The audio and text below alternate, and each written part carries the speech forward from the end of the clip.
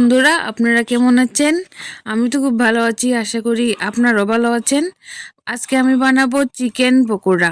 প্রথমে চিকেনগুলোকে কিমা করে নিয়েছি, তারপরে দিয়েছি হলুদ গুঁড়া, মরিচের গুঁড়া, তারপরে লঙ্কা গুঁড়া, তারপরে স্বাদ মতো নুন, তারপরে রসুন কুচি, আদা কুচি দিয়ে তারপরে একটা ডিম ফেটিয়ে দিয়েছি একটা, তারপরে কর্নফ্লাওয়ার অল্প 1.5 চামচ মতো কর্নফ্লাওয়ার দিয়েছি, তারপরে পেঁয়াজ কুচি অল্প দিয়েছি আর লঙ্কা কুচি দিয়েছি। দিয়ে প্রথমে ভালো করে ম্যারিনেট করে নিতে হবে, তারপর ম্যারিনেট করে আধা ঘন্টা রাখতে হবে। তারপরে আধা ঘন্টা পরে তারপর সবগুলা চিকেন পকোড়া ভেজে নিয়েছি। তারপর দেখুন তো আপনারা কেমন হয়েছে, আশা করি ভালোই হবে। সবাই তো ভালোই বলেছে খেয়ে, আপনারাও ট্রাই করবেন।